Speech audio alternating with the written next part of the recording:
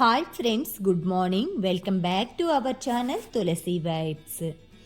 అందరూ బాగుండాలని, అందులో నేను ఉండాలని కోరుకుంటూ ఈరోజు వ్లాగ్ అయితే స్టార్ట్ చేస్తున్నాను. ఈరోజు ఈశాన్య దీపం ఎందుకు పెట్టుకోవాలి అనేది నేను కొంచెం క్లుప్తంగా అయితే చెప్తానండి.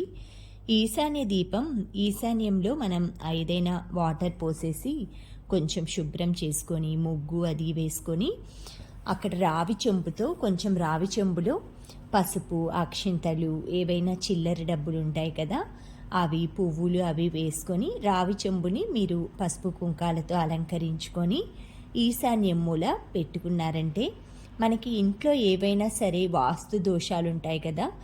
ఎగ్జాంపుల్, మనం ఏదైనా అపార్ట్మెంట్లో కానీ లేదు అంటే క్వార్టర్స్ ఉంటాయి కదా, అలా అద్దెలకి ఉంటుంటారు కదండి. ఇంట్లో సొంత ఇల్లు కాకుండా, సొంత ఇల్లు అంటే మనం వాస్తు అన్నీ చూసే కట్టించుకుంటాము. కొన్ని క్వార్టర్స్ కానీ అపార్ట్మెంట్స్ కూడా ఇప్పుడు వాస్తు ప్రకారం ఉంటున్నాయి. కానీ కొన్ని వెస్ట్ సైడ్కి ఉంటే కొన్ని ఈస్ట్ సైడ్కి ఉంటాయి. కిచెన్ కానీ అన్నీ కూడా మారుతూ ఉంటాయన్నమాట. అలా ఇంట్లో ఎలాంటి దోషాలు ఉండకుండా ఉండాలంటే మనం ఇలా ఈశాన్యం మూలలో రావి చెంబులో వాటర్ పెట్టుకున్నామంటే ప్రతిరోజు కూడా చాలా మంచిదన్నమాట. అంటే ఆ ఇంట్లో ఏవైనా సరే అరిష్టాలున్నా కూడా అవన్నీ దూరం అయిపోతాయి. సింపుల్ రెమెడీ అండి ఇది. మనం ప్రతి ఒక్కరూ కూడా ఇంట్లో ఈజీగా చేసుకోవచ్చు అనమాట. ఈశాన్య మూల ఎందుకు వాటర్ పెట్టుకుంటామంటే ఈశాన్యానికి అధిపతి ఈశ్వరుడు. ఆ ఈశ్వరుడు ఆజ్ఞ లేనిదే ఏది కూడా జరగదనమాట. అందుకని ప్రతి ఒక్కరూ కూడా ఆ ఈశ్వరుని రూపంగా భావించి ఈశాన్యం మూల చిన్నపాటి ముగ్గేదైనా వేసుకొని ప్రతిరోజు రావి చెంబులో వాటర్ పెట్టుకోండి. మీరు పువ్వులు, అక్షంతలు ఇవన్నీ వేసే ఓపిక లేకపోయినా అట్లీస్ట్ రాగి చెంబులో వాటర్ పోసి ఈశాన్యం మూల పెట్టుకోండి. అలా పెట్టుకోవటం వలన మనకు ఆ ఇంట్లో ఉన్న దోషాలన్నీ కూడా దూరమైపోయి అందరూ సంతోషంగా ఉంటారనమాట. ప్రతి ఒక్కరికి కూడా ఏయో ఒకటి ప్రాబ్లమ్స్ అలా వస్తూ ఉంటాయండి. అన్నీ లైఫ్ అంతా ఒకేలా ఉంటే ప్రతి ఒక్కరూ కూడా దేవుణ్ణి నమ్మరు.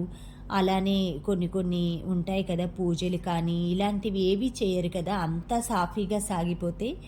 అందుకని ఏదైనా ప్రాబ్లమ్స్ వచ్చినప్పుడు మనకి ఇలా చిన్న చిన్న పరిష్కారాలు అవి చేసుకుంటూ సంతోషంగా మన జీవితాన్ని ముందుకు తీసుకువెళ్ళాలన్నమాట. అంతేకాని డీలా పడిపోకూడదు.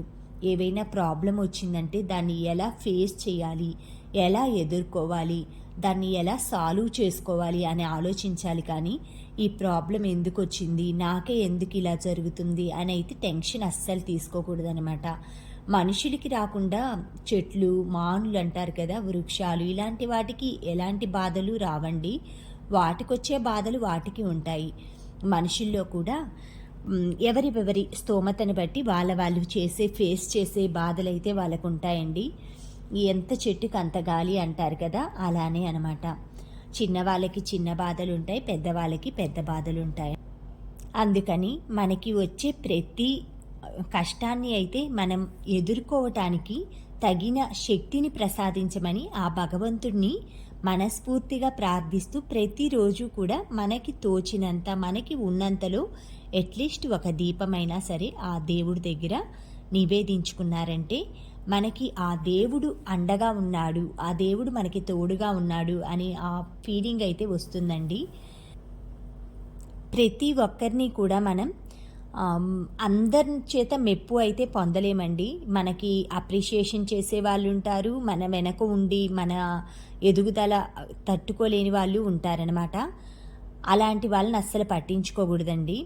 మనం మంచి చేయకపోయినా పర్వాలేదు, కానీ ఎదుటి వాళ్ళకి ఎట్టి పరిస్థితిలో కూడా చెడు తలపెట్టకూడదు, చెడుగా ఆలోచించకూడదు.